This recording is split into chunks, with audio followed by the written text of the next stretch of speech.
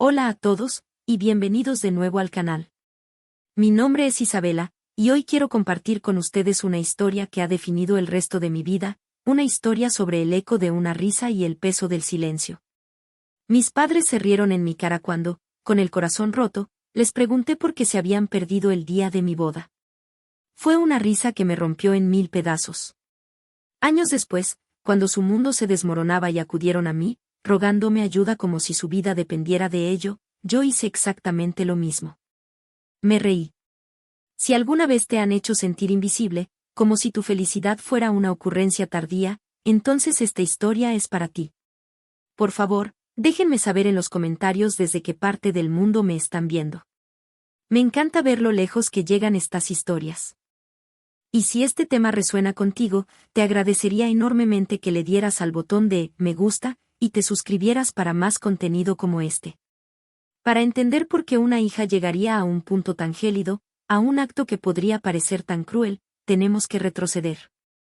No a los días previos a mi boda, sino mucho, mucho más atrás. A la misma base sobre la que se construyó mi infancia. Crecí en una casa donde el amor era un recurso escaso, distribuido de manera desigual. Éramos 2 hijos, mi hermano mayor, Mateo, y yo. Desde que tengo memoria, Mateo era el sol alrededor del cual giraba todo el universo de mis padres. Era brillante, carismático y, lo más importante para mi padre, Ricardo, seguía el camino que él le había trazado. Estudió finanzas, se unió a una prestigiosa firma de inversión y cada uno de sus logros era celebrado con cenas extravagantes y alardes interminables en reuniones familiares. Mi madre, Elena, vivía para el reflejo del éxito de su hijo. La forma en que sus amigas la miraban con envidia cuando hablaba de los logros de Mateo era su droga. Él era su proyecto de orgullo, la validación andante de su éxito como padres. Y luego estaba yo. La soñadora, la artista. La niña tranquila que prefería la compañía de los libros y los pinceles a las ruidosas competiciones deportivas. Mi mundo estaba lleno de colores, de historias y de una sensibilidad que mis padres no solo no entendían, sino que veían como una debilidad. Recuerdo vívidamente cuando tenía 10 años. Había pasado meses trabajando en un diorama detallado del sistema solar para la Feria de Ciencias de la escuela. Cada planeta estaba pintado a mano, suspendido con hilos invisibles en una caja de zapatos que había transformado en un rincón del cosmos. Gané el primer premio. Mi maestra, la señora Álvarez, me dijo que nunca había visto a un estudiante poner tanto corazón en un proyecto. Corrí a casa, con el listón azul brillante prendido en mi pecho, sintiendo que mi corazón iba a estallar de orgullo. Entré por la puerta gritando, mamá, papá, gané. Gané el primer premio. Mi padre levantó la vista del periódico financiero por una fracción de segundo. Ah, qué bien, hija, murmuró, y sus ojos volvieron a las cifras de la bolsa. Mi madre estaba en el teléfono, organizando una cena para celebrar la última promoción de Mateo. Me hizo un gesto con la mano para que guardara silencio. Sí, claro, todo el mérito es de Ricardo por guiarlo también, la oí decir con una risa melosa. Esperé, con mi listón azul y mi universo en una caja, pero nunca volvieron a mencionar mi victoria. Esa noche, la cena fue, por supuesto, en honor a Mateo. Mi diorama se quedó en la mesa del recibidor, acumulando polvo antes de desaparecer silenciosamente en la basura una semana después. Ese fue el patrón de mi vida. Mis logros eran bonitos o simpáticos. Las obras de teatro de la escuela, mis poemas publicados en la revista literaria del instituto, mi aceptación en un respetado programa de artes liberales en la universidad. Todo era recibido con una palmadita condescendiente en la cabeza. ¿Pero qué vas a hacer con eso, Isabela?, solía preguntar mi padre con una genuina perplejidad.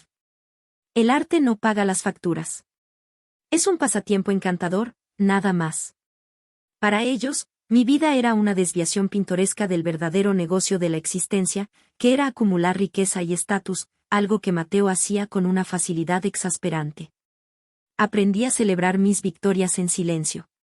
Aprendí a ser mi propia animadora, a encontrar validación en el proceso de creación, no en el aplauso que nunca llegaba de las 2 personas de las que más lo anhelaba. Fue una lección solitaria y dolorosa, pero me hizo ferozmente independiente. Fue en la universidad donde conocí a Javier. Él era todo lo que mi familia no era. Estudiaba arquitectura, pero lo que realmente lo definía era su curiosidad y su calidez. Veía mi arte no como un pasatiempo, sino como la esencia de quién era yo. Asistía a mis pequeñas exposiciones en galerías estudiantiles con más entusiasmo que si fuera la inauguración del Louvre. Me escuchaba. Realmente me escuchaba. Cuando le contaba mis frustraciones con mi familia, no me decía que estaba exagerando. Me tomaba de la mano y decía, su ceguera no disminuye tu luz. Solo significa que no merecen estar cerca de tu calor. Con Javier, aprendí cómo se sentía el apoyo incondicional.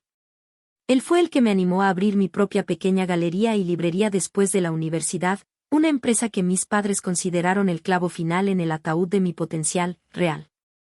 ¿Una librería? En esta era digital, se burló mi padre. Te doy 6 meses. Mi pequeña tienda, a la que llamé el refugio de papel, se convirtió en mi santuario. No me hice rica, no al principio, pero construí una comunidad. Se convirtió en un lugar de encuentro para artistas locales, clubes de lectura y soñadores como yo. Era un éxito a mi manera, una medida de la felicidad que mi padre nunca podría cuantificar en sus hojas de cálculo. Javier y yo construimos una vida juntos, ladrillo a ladrillo, libro a libro. Y después de 5 años de amor, risas y apoyo mutuo, me propuso matrimonio en el centro de nuestra tienda, rodeados de las historias que tanto amábamos. Fue el momento más feliz de mi vida. Y, por un instante de ingenua esperanza, pensé que quizás, solo quizás, este evento, este hito universal de la vida, sería lo suficientemente importante como para que mis padres finalmente me vieran. ¡Qué tonta fui! La planificación de la boda fue la primera señal de la tormenta que se avecinaba. Cuando les di la noticia, la reacción fue tibia, en el mejor de los casos. Ah, una boda. Bueno, ya era hora, dijo mi madre, su voz delatando un ligero aburrimiento, como si estuviera discutiendo el clima. Mi padre inmediatamente preguntó sobre las finanzas. ¿Quién paga por esto? Espero que no esperes que financiemos uno de tus proyectos de arte bohemio. Les aseguré que Javier y yo lo teníamos todo cubierto. Queríamos una boda pequeña e íntima, en el jardín botánico de la ciudad, un lugar que significaba mucho para nosotros. Cada vez que intentaba involucrar a mi madre, buscando ese momento de conexión madre-hija que veía en las películas, me encontraba con un muro de desinterés. ¿El color de las flores, Isabela? Cariño, tengo cosas mucho más importantes de las que preocuparme. Mateo está a punto de cerrar un trato multimillonario. Cada conversación, de alguna manera, volvía a Mateo. Unas semanas antes de la boda, los invité a cenar con los padres de Javier. Fue un desastre. Mis padres trataron a los padres de Javier, personas maravillosas, amables y de clase trabajadora, con una condescendencia apenas velada. Mi padre interrogó al padre de Javier, un carpintero jubilado, sobre su plan de pensiones, mientras que mi madre le hacía a la madre de Javier preguntas capciosas sobre su vecindario. Pasaron toda la noche hablando de los viajes de Mateo a Singapur, de su nuevo coche de lujo, de su apartamento con vistas panorámicas. Javier y yo nos sentamos allí, sintiéndonos cada vez más pequeños, invisibles en nuestra propia cena de celebración. Cuando nos fuimos, Javier me abrazó con fuerza en el coche. No tienes que hacer esto, Isa, dijo en voz baja. ¿Hacer qué?, pregunté, aunque ya sabía la respuesta.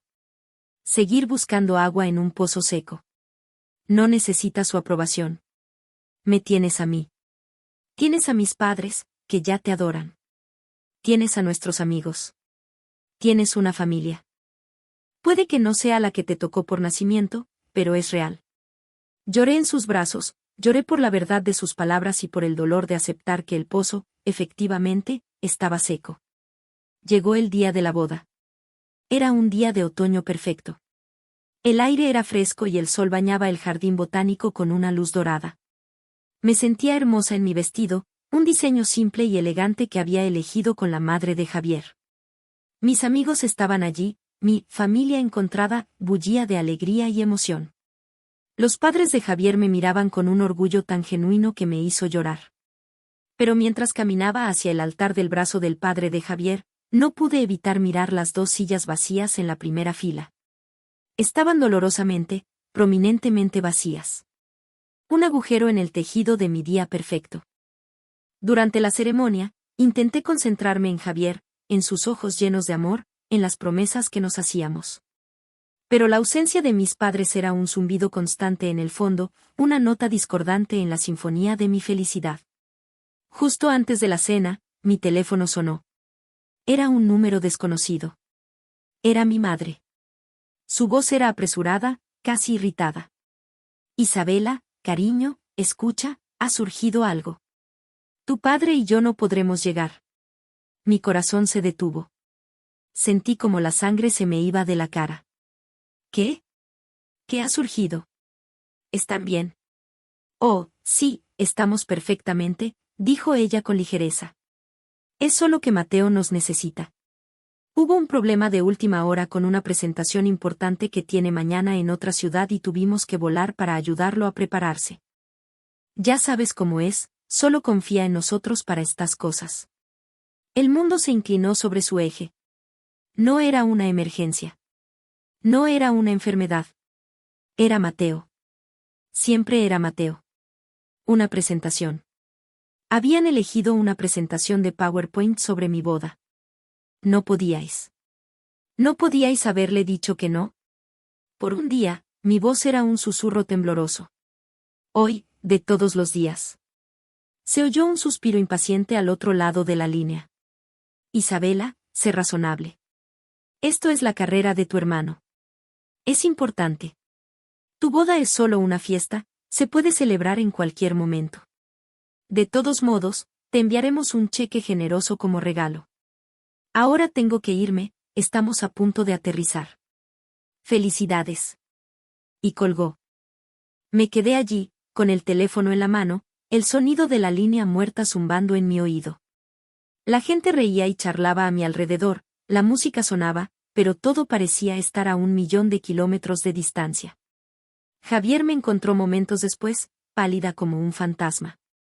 Le conté lo que había pasado, y la rabia que vi en su rostro fue aterradora y, a la vez, reconfortante. Me abrazó con fuerza mientras yo me desmoronaba, mi vestido de novia empapándose de lágrimas silenciosas. Él se encargó de todo. Informó discretamente a los invitados más cercanos, desvió las preguntas y me protegió del mundo exterior. Logré sobreponerme, sonreír para las fotos, bailar mi primer baile. Pero algo dentro de mí se había roto ese día. Irreparablemente. La pequeña y parpadeante llama de esperanza que había mantenido viva durante casi 30 años, la esperanza de que algún día me elegirían a mí, se había extinguido para siempre. Después de nuestra luna de miel, un viaje tranquilo y sanador a una cabaña junto a un lago, donde Javier simplemente me sostuvo mientras yo procesaba la enormidad de la herida, supe que tenía que enfrentarlos. No por reconciliación, sino por cierre. Necesitaba escucharlo de sus propios labios. Necesitaba mirarles a los ojos y hacer la pregunta que me quemaba por dentro. Fui a su casa, la misma casa imponente en la que había crecido sintiéndome como una extraña. Estaban en la sala de estar, bebiendo vino y riendo de algo que veían en la televisión. Me miraron sorprendidos cuando entré. Isabela, qué sorpresa. ¿No deberías estar de luna de miel?, preguntó mi madre, sin levantarse. Volvimos ayer, dije, mi voz plana. Me paré frente a ellos, sintiendo un frío extraño y una calma que nunca antes había experimentado en su presencia.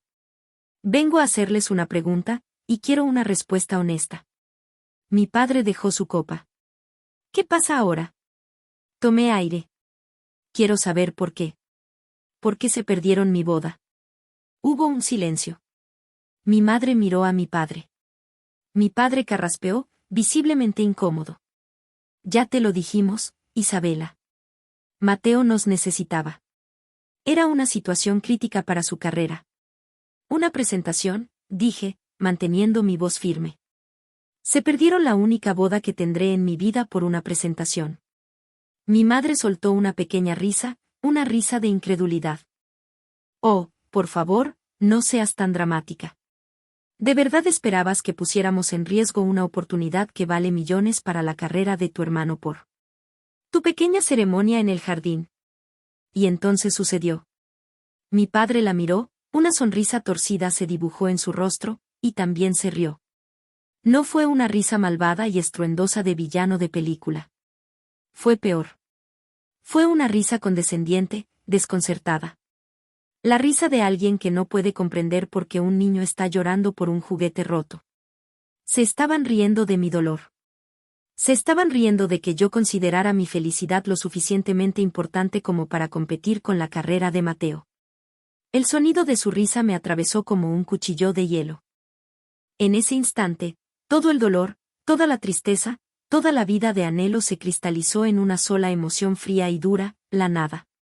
El amor que sentía por ellos, un amor tenaz y maltratado que había sobrevivido a décadas de negligencia, se evaporó. Se convirtió en ceniza y se la llevó el viento. Ya no sentí nada por las dos personas que estaban sentadas frente a mí, riéndose de la herida más profunda que jamás me habían infligido. Me di la vuelta sin decir una palabra más. ¿A dónde vas?, gritó mi madre, su risa se apagó al ver la expresión de mi rostro. No respondí. Salí de esa casa y, al cerrar la puerta principal detrás de mí, sentí que cerraba la puerta a toda una vida de intentar ser suficiente para ellos. Cuando llegué a mi coche, me di cuenta de que no estaba llorando. No había lágrimas. Solo un vasto y tranquilo vacío donde solía estar mi corazón. Ese día, mis padres no solo se perdieron mi boda. Me perdieron a mí. Para siempre. Los años que siguieron a esa confrontación fueron los más pacíficos y productivos de mi vida. La decisión de cortar el contacto no fue fácil al principio. Hubo oleadas de culpa, la voz de la sociedad susurrando en mi oído sobre el deber familiar. Pero Javier fue mi ancla. La familia no tiene derecho a abusar de ti emocionalmente, Isa, me recordaba constantemente. La sangre no te obliga a prenderte fuego para mantenerlos calientes. Lentamente, el silencio de su ausencia se convirtió en una bendición. Mi teléfono no sonaba con demandas veladas o comparaciones hirientes. Mis logros no eran recibidos con indiferencia. En cambio, mi vida se llenó con el sonido de la verdadera alegría. El refugio de papel floreció. Abrimos una pequeña cafetería en la parte de atrás, y se convirtió en el corazón palpitante de nuestro vecindario. Recibimos un premio local como Pequeño Negocio del Año. Un bloguero de viajes muy conocido escribió un artículo sobre nosotros, llamándolo una joya escondida que te recuerda por qué existen las librerías físicas. Cada victoria era dulce, y era mía. Era nuestra. Javier y yo compramos una pequeña casa con un jardín descuidado y pasamos los fines de semana convirtiéndolo en nuestro propio paraíso privado.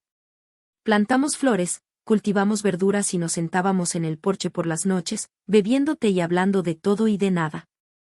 Nuestra casa se llenó de amigos, de la familia de Javier, de risas que no eran condescendientes, sino genuinas y cálidas. Construí mi propia definición de familia, una basada en la elección, el respeto y el amor mutuo. De vez en cuando, me llegaban noticias de mis padres a través de parientes lejanos.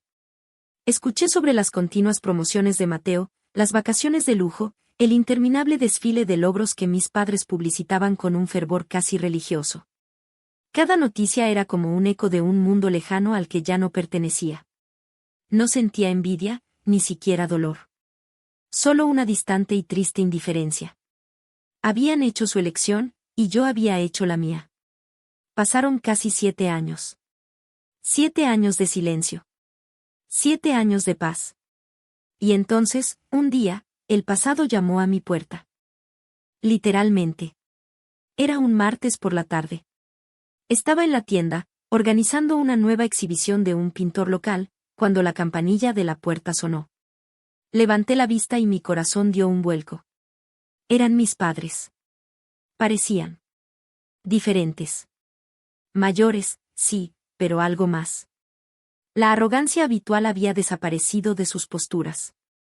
Mi padre, siempre tan erguido e imponente, parecía encorvado, su caro traje arrugado.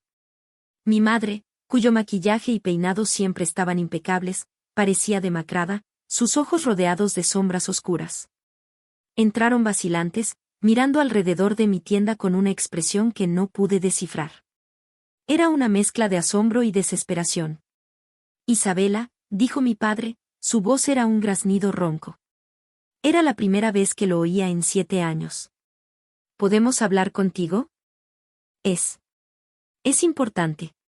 Los conduje a la pequeña oficina en la parte de atrás, el aire cargado de una tensión que casi podía saborear. Se sentaron en las 2 sillas frente a mi escritorio, el mismo escritorio donde había firmado los papeles de mi negocio, donde había esbozado planes de expansión, donde había construido mi independencia. El poder en la habitación se había invertido por completo. Ya no era la niña que buscaba su aprobación. Era una mujer en su propio dominio, y ellos eran los suplicantes. Mi madre fue la primera en hablar, sus palabras salieron en un torrente de pánico. «Es Mateo», dijo, y sus manos temblaban. «Todo se ha ido, Isabela. Todo». La historia que contaron fue una sórdida telenovela de codicia y engaño. Resulta que la brillante carrera de Mateo no era tan brillante después de todo. Había estado involucrado en un esquema de inversión fraudulento, utilizando la firma de mi padre como fachada y malversando fondos de clientes, incluidos los ahorros de toda la vida de mis propios padres. La burbuja finalmente había estallado. El socio de mi padre lo descubrió todo. El negocio estaba en ruinas, enfrentando una montaña de demandas. La casa, el coche de lujo de Mateo, las vacaciones. Todo había sido comprado con dinero robado.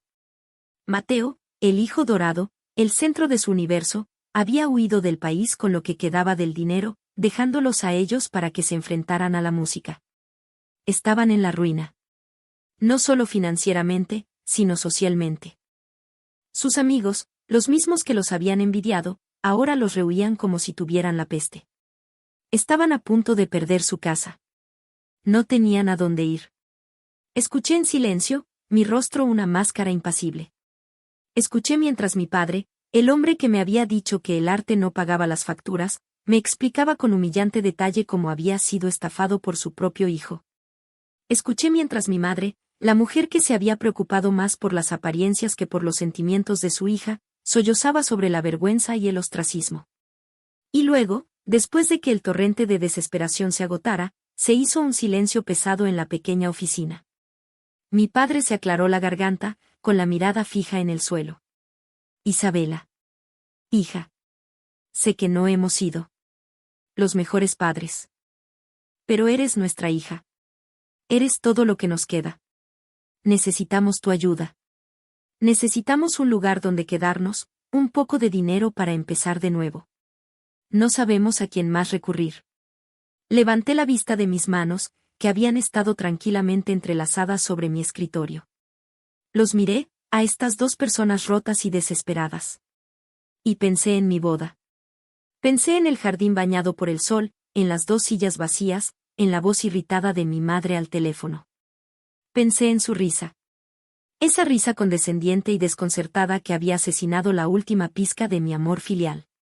Una extraña calma se apoderó de mí. No era ira. No era triunfo. Era algo mucho más frío y final. ¿Necesitan mi ayuda?, pregunté, mi voz era suave, casi conversacional. Mi madre asintió con fervor, sus ojos llenos de una esperanza desesperada. Sí, cariño, por favor. Haremos cualquier cosa. La miré fijamente. Saben, esto me recuerda a algo. Hubo otra vez, hace mucho tiempo, en la que yo necesitaba algo de ustedes. No necesitaba dinero. No necesitaba un lugar donde quedarme. Solo necesitaba su presencia. Solo necesitaba que estuvieran allí para mí en el día más importante de mi vida. La confusión nubló sus rostros. No entendían a dónde iba con esto. Recuerdo haberles preguntado por qué no vinieron, continué, mi voz aún peligrosamente tranquila. Recuerdo haberles pedido una explicación. Mi padre levantó la vista, una chispa de comprensión, o tal vez de pavor, en sus ojos. Isabela, eso fue hace mucho tiempo, comenzó. Lo interrumpí. Y recuerdo su respuesta. O, más bien, su reacción. Me incliné ligeramente hacia adelante sobre mi escritorio. Los miré a ambos, directamente a los ojos. Y entonces, lo hice. Dejé escapar una risa. No fue una risa fuerte o histérica. Fue una risa suave, baja, teñida de una ironía tan profunda que dolía. Era una imitación perfecta de la risa que ellos me habían dirigido a mí en su sala de estar hacía 7 años. Una risa de incredulidad, de asombro ante lo absurdo de su petición. El color desapareció de sus rostros. Parecían como si los hubiera abofeteado. El shock en sus ojos fue absoluto, seguido rápidamente por el amanecer de una comprensión horrible. Finalmente, después de todos estos años, estaban empezando a entender. La risa murió en mis labios, dejando un silencio ensordecedor a su paso. «Es gracioso, ¿no es así?», dije, mi voz ahora era tan afilada como el hielo. «¿Cómo cambian las cosas? Encuentran ridículo que yo esperara que priorizaran mi boda sobre una presentación. Y yo, a mi vez, encuentro absolutamente ridículo que ustedes esperen que yo sacrifique la paz que he construido con tanto esfuerzo sobre las cenizas de su negligencia, para salvarlos de un desastre que ustedes mismos crearon al adorar a un falso ídolo». Mi madre comenzó a sollozar, esta vez de verdad. Eran lágrimas de shock y de una herida profunda y recién infligida. Mi padre simplemente se quedó allí, con la boca abierta, su rostro una máscara de devastación. Parecía un hombre que acababa de recibir un golpe en el estómago y no podía recuperar el aliento. Me levanté de mi silla. Caminé hacia un pequeño cajón, saqué una tarjeta de visita y un bolígrafo. Escribí una dirección en la parte de atrás. Volví y puse la tarjeta sobre el escritorio frente a ellos. «No soy ustedes», dije en voz baja. «No los dejaré en la calle». La tarjeta era de un asesor financiero que se especializaba en bancarrotas. La dirección en la parte de atrás era la de un pequeño apartamento modesto al otro lado de la ciudad. Pagaré el depósito y los 2 primeros meses de alquiler. Después de eso, estarán por su cuenta. Consideren eso su generoso cheque de regalo de bodas. Ahora, les pido que se vayan de mi tienda. Se quedaron paralizados por un momento, mirando la pequeña tarjeta como si fuera una serpiente. Luego, lentamente, como si sus cuerpos pesaran 1 tonelada, se levantaron. Mi padre no podía mirarme a los ojos. Mi madre me dirigió una última mirada, una mirada que mezclaba súplica, traición y, por primera vez en mi vida, una pizca de terrorífico respeto.